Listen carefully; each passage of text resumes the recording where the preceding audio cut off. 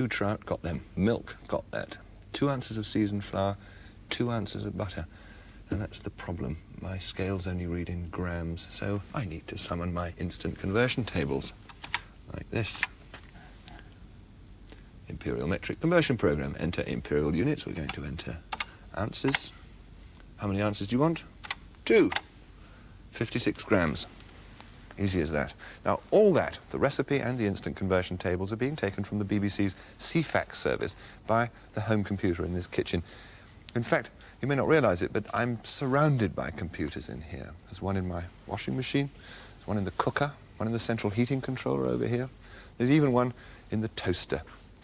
In fact, most of the computers we'll all be coming across in the future will be built into the equipment itself. But though we may not see them, it will be the computers which are in control.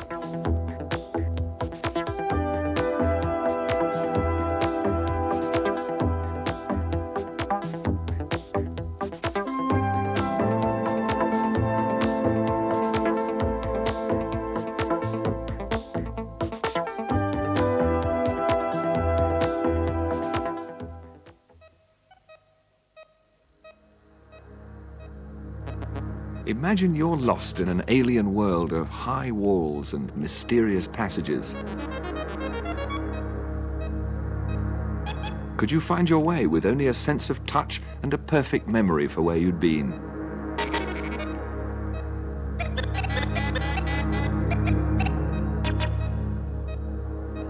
If a machine can find its way around this maze, could it also be engineered to solve the problem of manoeuvring its way through your living room and hoovering the carpet? Perhaps the mighty Thumper could. He's the champion of the Euro Mouse maze-solving contest. 3, 2, 1, go! And here is Sterling Mouse, up till now the champion.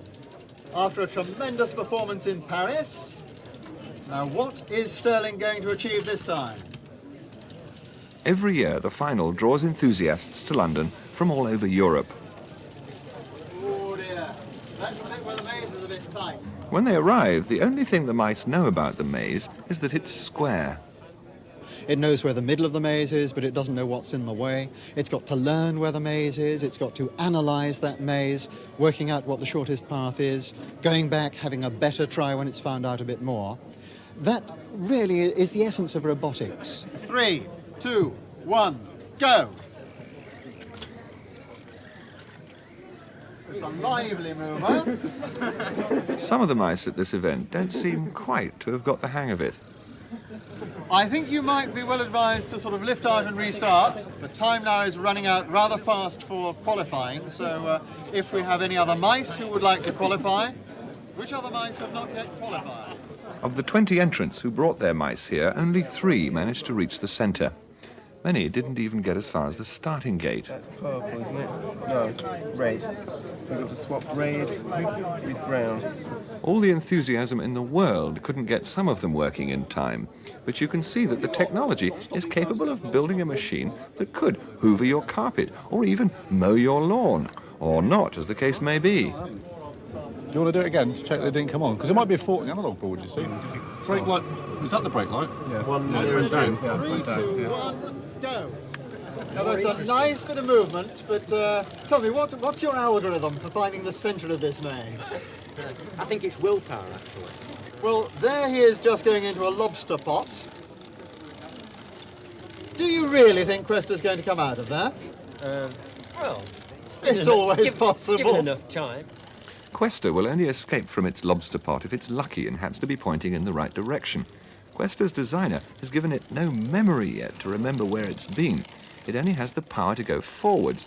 It almost looks like instinct, not to say optimism. Whatever obstacles it meets, it changes direction, but still keeps trying to go forwards. But what happens if you give one of these mice a memory? Well, let's see how long it takes him to the middle. Can a mouse like Theseus, for instance, which seems to know its way around the maze, be considered intelligent? No, it's absolutely dim. This particular mouse has a program which will, I hope, solve one particular problem. Outside of that environment, it's useless. He's only following a set of instructions that I told him to do. If I give him wrong instructions, he looks very stupid indeed because he goes down the wrong path. Well, here he is, Theseus, the amazing maze-learning micro mouse. Now, the program has two quite separate functions. I'll really show you. Take off the mouse part. Sorry, old chap. One controls its physical position by sensing the walls of the maze through these little whiskers all the way around, and driving the little motors, which in turn drive the wheels. And the other works out where the device is in the maze and navigates it to the center by the shortest possible route. The whole operation is controlled by an ordinary low-cost microcomputer, the sort you can buy in the high street. And I can prove just how normal it is by making it look like the micro we know and love. All I have to do is plug in the keyboard and plug in the television, and in fact, in completely the ordinary way, we can list the program, and there it is on the TV screen. And that's the program that makes Theseus such a terrific navigator. Now, Mac, the actual mechanics of it are those little metal whiskers, which are like a real mouse's whisker, sort of detecting where the walls are and switching motors on and off, is that right? Yes, and also sending signals to the computer, which are, again, on-off signals when it detects the end of a wall, so the computer can form the maze. So there's a lot of switching going on. That's right. And I can show you some switching here. If you take this ordinary little calculator with a liquid crystal display, though each of those numbers has 7 possible positions that can be illuminated. Yeah. By various combinations of these 7 possible positions, you can form each number, each character from 0 to 9. I've seen those many times. I've often wondered how they were done. Well, you can see it better on this one. You can see this is the outline, Yes. and as we go through it, it sends a signal down one part here to illuminate that, down this wire to illuminate that, and is effectively 7 switches, just like ordinary light switches, you can almost imagine them. Yeah. And it will go around and do any one of those 7 different things. So by any combination of these, you can do a 2, or a 3, a 4, 5, 6, 7, 8, And 9. each time, it's a combination of these connections. Right, on, off, on, gives you that series. Of course, we're not using all of them, and you can get some curious combinations, like that, for example, which is quite meaningless, but that's one of these 3 connections, and it's quite meaningless. That's terrific. Well, by acting as a highly sophisticated switch like that, a computer can control a washing machine, for example, opening a valve to let water in at one moment, then turning on the heater, revolving the drum, at the same time measuring the temperature, sensing the water level, and so on. Now, although computers can be very small, there's no limit to the size of operation they can control. GILL Neville found one which will take your breath away.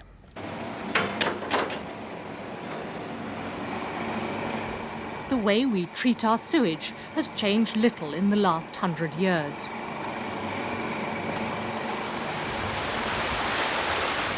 The effluent is fed into large tanks where the solids settle out at the beginning of a process that seems largely automatic. But hidden beneath the surface are the real scavengers. Nature has a key role to play in the purification process. After the indigestible solids have been removed, tiny microorganisms in the tank break down the polluting chemicals into harmless constituents. But to do their work, they need oxygen. After only 12 hours, this army of unpaid workers has produced an end product pure enough to pour straight into the nearest river or sea. But it's this purification process that engineers are now trying to optimize. To make the purification process even cheaper, we need to make it more efficient, and that means getting the best out of the bugs. At the moment, for example, they're fed the sewage as and when it's produced by the supplier. But would they process it more efficiently if it were fed to them at a constant rate? Because you can't ask bacteria directly, you have to resort to experiment. Next to these tanks, engineers from the local polytechnic have built an experimental sewage plant. At its heart is a small computer controlling the environment of those tiny microorganisms and monitoring everything they do. When it rains, the sewage becomes very dilute, and those bugs could go very hungry. But sewage, being what it is, you can't use a valve to monitor the rate of flow. So the computer issues instructions to this motor to drive the thread and lower a floppy pipe. But you can't just connect a floppy pipe to a computer. The pipe and its motor are part of an analogue world of continuously changing flow rates and fluid levels, while the computer can only handle electrical signals, digital patterns of ons and offs. To bring these two worlds together, the analogue signals must be converted by expensive interface units to those on-off patterns.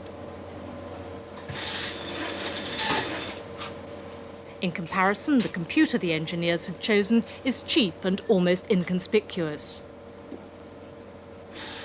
To change the rate of flow and so alter the nourishment level for those bugs, the computer can divert sewage to and from a balance tank.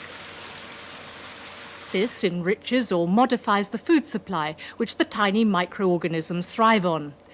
But the efficiency with which they break down the sewage can only be measured by another expensive piece of apparatus, a total organic carbon content analyzer. Researchers in Portsmouth hope for huge financial savings if they can process more sewage faster without a drop in the quality of the end product, or by having a clearer understanding of those tiny microorganisms. By monitoring every aspect of the bug's environment, the scientists hope soon to discover what suits them best. Perhaps, like us, it'll turn out that they like their food at fixed meal times, with pauses in between for digestion. But whatever happens, that high street computer in there has the flexibility to handle it. A personal computer providing a real public convenience.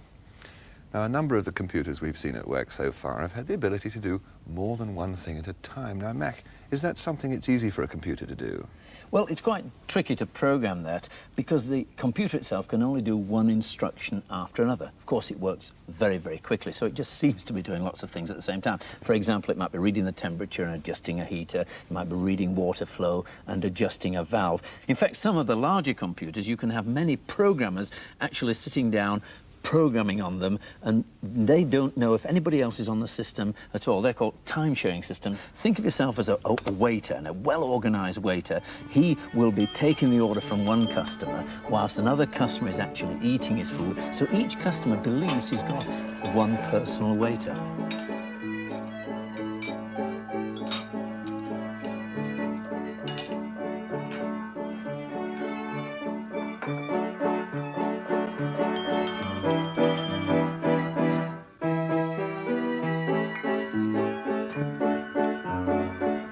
If you keep going at that speed, Chris, you've got a job for life.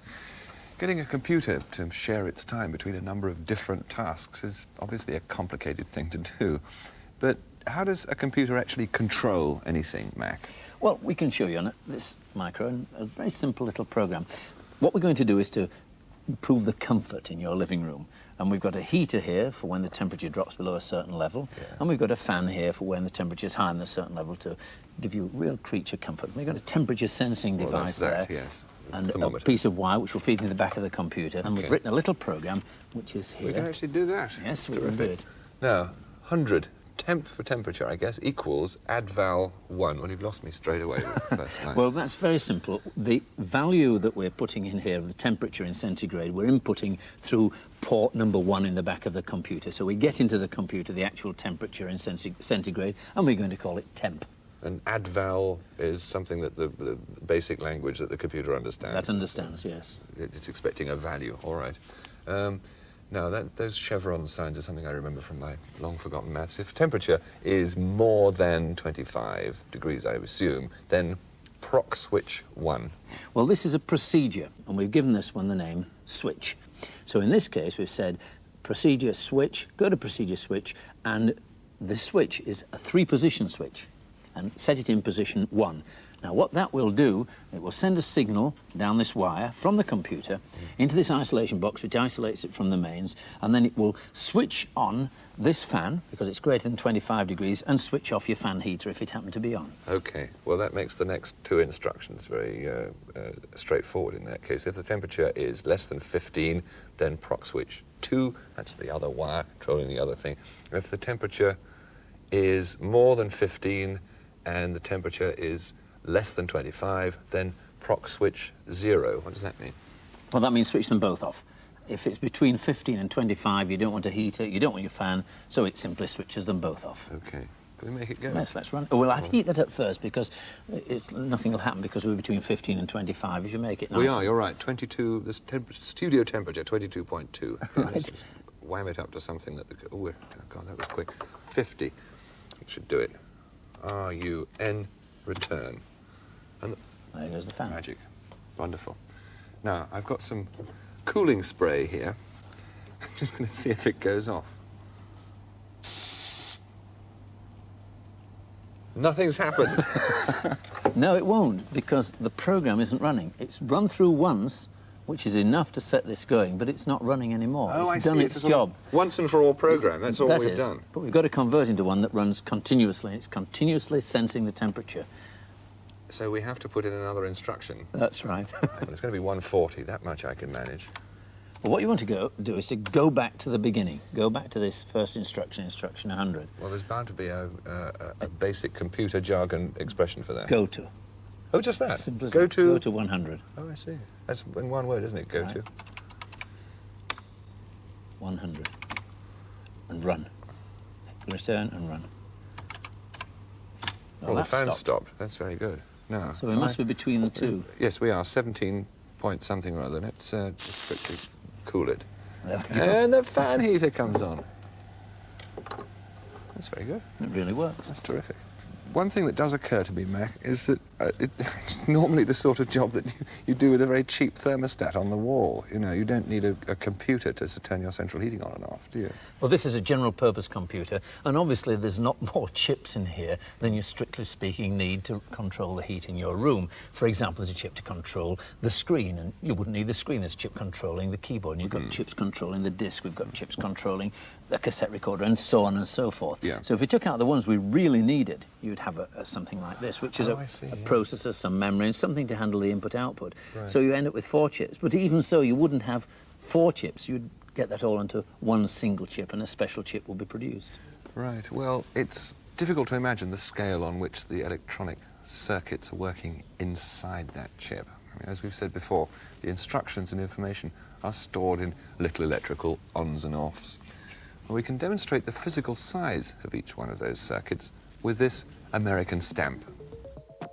If we could zoom in onto the map so that we could see every state, every town, and then close right down to every street, and then every house, that's the scale of the detail that's photographically etched onto the silicon. And these are some of the connections on the chip. And this is the whole circuit that makes up the kind of area of the chip. And this is the chip itself. In fact, the total area on that chip is about 1/4 of an inch square. How on earth, Mac, do they get all that onto something that size? Well, the principles are fairly straightforward. If you take your holiday snaps and a piece of 110 film that are about that size, and you send them off and get them developed and then enlarged, and you get something back like this. Well, this, in principle, is what they do in reverse. They draw out a circuit as big as this, and then they photo-reduce a set of these so small that they can be used to etch the components and the circuits on a tiny piece of silicon. The great thing is you can produce them that will do many different things. The same chip can be used to run your toaster, that can run your washing machine, that can run your dryer, and so on. And because the programs are only set in the thing right at the last bit of manufacture. Oh, I see. So they're all more or less the same design until you just get to the last stage where some extra sort of doorways, some doors are opened and other doors are closed to give it its specialist function. So Exactly right. So that they go, but once they've made one chip, they can make it very, very cheaply. So how much is that? Well, I don't know. They're between £1 and £5 usually. Is that all? Yes. It's extraordinary, isn't it? Because the computer in a chip is so fabulously cheap and so reliable, many domestic gadgets now use them, as Max said, instead of the old electric motors and relays they used to have. This washing machine controller, for example, I mean, it's an easily recognizable thing. Set your washing program on that and then leave it to quietly tick away to itself. Actually, let me show you. We took one to pieces just before the program just to see what it contained, and there's an awful lot to go wrong there. Now that has been replaced by this computer chips on a board doing exactly the same job with no moving parts, almost total reliability, and the capacity for lots more functions. Now, fresh uses for this kind of electronics are being dreamt up all the time, as the advertisers go to great lengths to tell us. And these advertisers don't hesitate to use glamorous TV commercials to paint vivid pictures of an amazing and perhaps a little bit unbelievable computer-controlled future.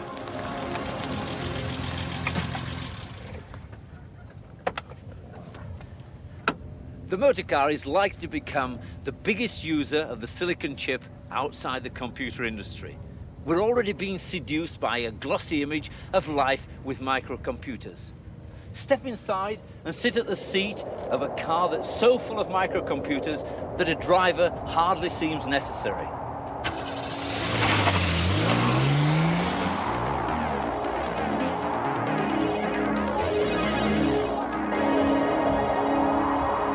I once bought a car where, to maximize engine life, the instructions were to change the oil every 1,500 miles if it was in heavy usage, i.e. you were driving it in heavy traffic. In medium usage, you change every 3,000 miles, and light usage, cruising up and down motorways, you change the oil every 6,000 miles. The trouble was, I could never remember exactly what I'd used my car for during the previous period, so I used to change the oil whenever I thought it needed it. Well, happily, the problem has been solved. We're now able to measure every possible thing that this car is doing in its engine.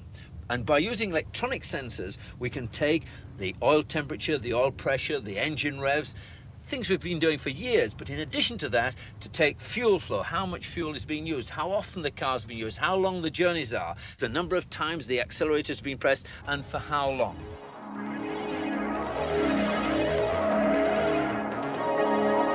No matter how this car is driven, information from the sensors builds up a picture that can tell me when it needs an oil change or a service. And that is the secret. A single chip microcomputer system that carries out all this work. Well, I could imagine that this could actually save the life of your engine, but there are other microcomputers in this car that could save your life. In an emergency, a computer takes over and stops the brakes locking. You can brake and steer without losing control. This time, the sensors measure the speed of each wheel and feed the information into a microcomputer controlling the braking circuits. Just before the wheel locks, the brakes are released for just a fraction of a second. There are actually 6 computers in this car, each one dedicated to a separate task. Providing information, controlling your safety, and if you keep an eye on your fuel consumption indicator, you could cut your petrol bills. The microprocessors in this car are not of themselves particularly expensive, so we're likely to find them on much cheaper models of the next generation. But it's not just in motor cars we're going to find them. Wherever we want to be in better command of the environment that's surrounding us, whether it's for better comfort, safety, security, or economy, then we're going to find it's the chip that's in control.